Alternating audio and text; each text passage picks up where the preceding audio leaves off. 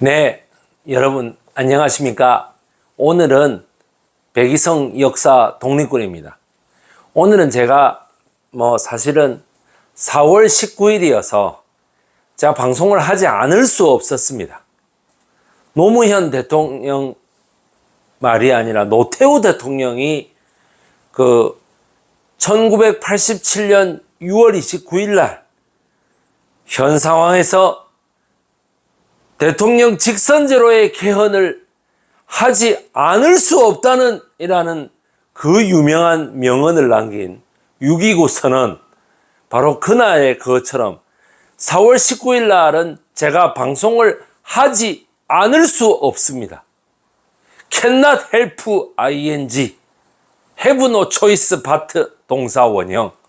여러분, 이 기본적인 문법 다 알고 계시죠? 네. 제가 오늘 4월 19일 날 한국갤럽의 여론조사 결과를 기다렸습니다.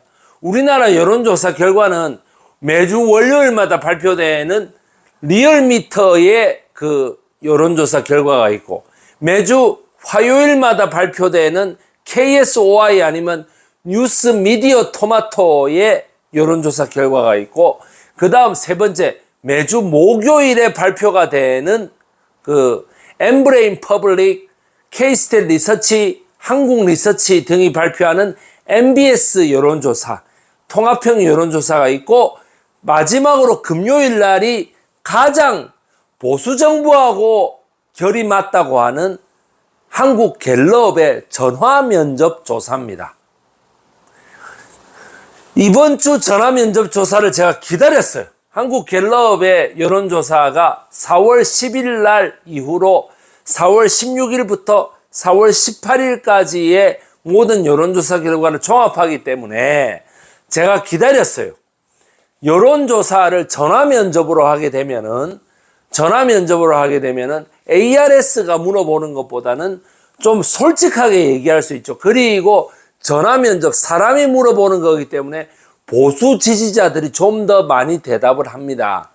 따라서 윤석열 대통령과 국민의힘에 좀 유리하게 결과가 나올 수밖에 없습니다. 따라서 이 조사 결과에서 우리나라 인구의 4분의 1 이상, 그러니까 25% 밑으로 여론조사 결과가 떨어질 경우에는 대통령이 국정수행을 잘한다고 보느냐라고 하는 거에서 25% 밑으로 떨어진다고 봤을 때는 윤석열 대통령은 이제 더 이상 설 땅이 없다, 이렇게 제가 봤습니다.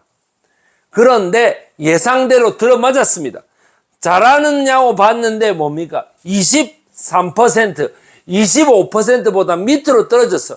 우리나라 사람 성인 4명이 모이면 어떻게 되죠? 그 중에 한 명보다 적은 숫자가 윤석열 대통령이 잘한다라고 말함으로써 그 사람은 나머지 3명이 말빨로 조질 수 있다는 거예요. 따라서 이제 윤석열 대통령을 지지하는 사람들, 윤석열 대통령을 긍정적으로 보는 태극기 할아버지들은 점점점 설 땅이 없어진다라는 이야기입니다. 맞죠? 그렇게 하다 보니까 어떻게 부정평가가 무려 이번 4.10 총선의 총투표율 67%보다 더 높아 68%, 그리고 긍정평가가 23%, 엄청난, 이거는 보수에게 가장 유리하다고 하는 전화면접 여론조사에서도 23%라는 거는 ARS로 치면은 이거는 20% 밑이라는 거예요. ARS로 하면은. 다음 주에 또 여론조사가 어떻게 나오는지 보겠습니다, 제가. 예. 그래서 이 한국갤럽의 신뢰 수준 95%, 표본오차 플러스 마이너스 3.1%, 한국갤럽에서 전국 성인 1000명 대상 4월 16일부터 17일, 18일까지 3일 동안 조사했다. 응답률이 12.8%니까 굉장히 정확한 여론조사입니다. 오늘 제가 할 것은, 오늘 4.19라서 그런가요? 4월 19일이죠. 4월 19일이 생일인 여자, 바로 여기 여기 누구예요? 이 여자 박마리아가 되겠습니다. 4월 19일이 생일인 여자. 제가 똑같은 옷을 입고 있죠. 예, 작년도에 5월 8일 날 제가 매불쇼에 출연해서 그 우리 할머니 얘기를 하면서 우리 할머니께서 몽양 여운형 선생님의 정무 비서관이었다라고 하는 얘기를 제가 처음으로 전 국민 앞에서 매니페스토 천명했습니다. 바로 그 박마리아가 바로 뭡니까? 김알라보다 더 나쁜 여자예요. 이 여자가. 여러분, 자기 남편 국일관의 경성 그 일제강점기에 룸사롱 국일관의 바로 매니저였던 총지배인이었던 남편 이기붕이를 꼬드겨가지고 바로 이승만 대통령의 그 부인 프란체스카 여사가 영어를 한마디도 못한 그 한국말을 한마디도 못하고 영어하고 오스트리아어만 할 줄 안다라고 하는 거를 100% 활용해서 바로 그 프란체스카 여사의 통역관을 자임하면서 그 이승만 대통령으로 하여금 자기의 큰아들 이강석이로 하여금 양자를 삼게 해가지고 온갖 국정농단을 다 저지르고 친일 반민족 행위자 처리 특별법을 모두 다 이승만 대통령으로 하여금 폭압적으로 6월 6일 날 없애버리게 만들었던 주범 친일 경찰 노덕술, 친일 경찰 김문기 등을 꼬드겨서 자기 남편 국일관의 단골이었거든. 그래 꼬드겨 가지고 바로 대통령 법률비서관 그 천하의 친일파인 장경근이 같은 애들을 이렇게 꼬드겨서 그리고 미군사 정보관이었던 제임스 하우스만을 꼬드겨서 반민특위로 하여금 모두 공산당이라고 하는 나쁜 정보를 심어버리면서 우리나라의 근현대사를 완전히 악의 수렁텅이로 집어넣어서 오늘날까지도 계속해서 지배하고 있는 색깔론이라고 하는 걸, 레드 빨갱이라고 하는 거를 모든 우리나라의 우익들, 친일파들 가슴 속에 이거를 조지는 것만, 이 빨갱이를 조지는 것만이 살길이라고 하는 거를 심어줘가지고 색깔론을 마구 집어넣어서 지금까지도 여러분 조금이라도 진보적인 생각을 가지고 있으면 저 빨갱이다, 저 빨갱이다 이런 식으로 하게끔 했던 여자 바로 박마리아다 이 말이야. 예. 저거 엄마, 그 박마리아의 엄마는 고의대라는 여자입니다. 이 여자가 천하의 무당들을 모두 데려다가 박마리아의 남편인 이기붕이가 부통령이 되게끔 사주를 해가지고 전국의 무당 선신산에서 다 제사를 지내고 이랬어요. 여러분, 이 여자가 결국에는 이승만 대통령을 이렇게 프란체스카에서 해가지고 이강석이 이기붕이하고 이런 식으로 하고 그 다음에 어떻게 이렇게 안경 벗고 찍은 사진, 자기가 안경을 낀다는 거에서 굉장히 자부심을 느끼거든. 자기가 이대 나온 여자야. 맨날 그놈은 이대 나온 여자, 이대 나온 여자, 이대 나온 여자. 여러분, 맨날 그 이대 나온 여자라고 하는 그것 때문에 이승만, 프란체스카, 그리고 여기 이강석, 그리고 이기붕, 박마리아. 여러분, 이거는 앉아서 찍은, 이거는 서서 찍은 사진. 여러분, 이강석, 프란체스카, 이기붕, 이승만, 이기붕, 박마리아, 이강욱. 여러분, 이강석의 동생. 이 4명이 4월 26일 날 모두 4명이 처단을 당함으로써 아들 이강석에 의해서 가지고 총이 발사돼 가지고 모두 이기붕, 박마리아, 이강석, 그리고 이강욱이까지 모두 4명이 죽어버림으로써 박마리아의 악행 끝이 나고 이승만의 독재 정권도 막을 내리게 됩니다. 이 승만은 이기붕일가가 모두 총으로 자살했다라고 하는 것을 가지고 너무 충격을 받아서 국민이 원한다면 사임하겠다고 한 그 다음날 사임을 안 하겠다고 뜻을 번복하고 하다가 미군정으로부터 미국 대사관으로부터 이 사실을 통보받고 너무 충격에 빠진 나머지 사임하게 됩니다. 여러분, 이 4.19의 엄청난 역사적 의미, 우리나라 대한민국 헌법 전문 앞에 나오는 거예요. 부정한 4.19, 부정한 정권을 4.19로 올린 깨시민의 역할을 말해주고 있지 않습니까?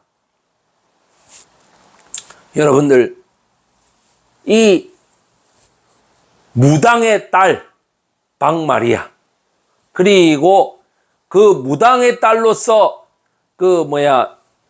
군산에 들어오는 미국 쌀의 어떤 가격을 모두 조작함으로써, 등락폭을 조작함으로써 막대한 정치 자금을 이기붕의 정치 자금으로 쓰려고 했던, 이승만이 언제 죽을지 모르기 때문에, 이승만이 죽으면 부통령이 승계한다는 것 때문에 자기 남편인 이기붕이를, 그 국일관 호스트 출신의 이기붕이를 어떻게든 부통령 자리에 올려야만 했던, 그래서 국민들은 그걸 알아가지고 무조건 민주당의 장면 후보를 찍어주려고 했는데 그것이 불발돼가지고 어떻게 됐습니까? 결국에는 박마리아가 그 정치 자금으로 정치깡패 이정재, 정치깡패 이화룡 이런 애들을 총동원해가지고 극우 반공청년단을 구성해서 그 반공청년단으로 하여금 밥도 먹고 잠도 자고 계집질도 하고 이런 식으로 다 하는 정치 자금으로 써가지고, 유지광이 같은 애들 말이죠. 그런 애들 다 써가지고 여기에 이런 3.15 부정선거라는 걸 감행함으로써 결국에는 자기도 비참한 그 종말을 맞게 됐다. 오늘 4월 19일은 이 박마리아의 생일입니다. 생일. 자기 4월 18일 날, 바로 어제 고려대학교에서 그 옛날 민주당의 거물이었던 이기택 씨 같은 사람들이 주동이 돼가지고 고려대 4.18 데모를 일으키자 반공청년단으로 하여금 이거를 어떻게든 내일 4월 19일까지 싹 청소해라 라고 말했는데 결국에는 안 됐죠. 그러니까 어떻게, 자기는 내 생일이니까 내 생일까지 이걸 깨끗하게 청소해 놔라 라고 얘기했는데 안 됐단 말이에요. 그런데 4월 19일 날 최초로 발포까지 합니다. 그런데 그 발포 명령을 수행했다고 해서 자기 그 남편인 이기붕이가 기자회견에서 뭐라고 얘기합니까? 총은 가지고 놀라고 준 게 아닙니다. 총은 쏘라고 준 겁니다.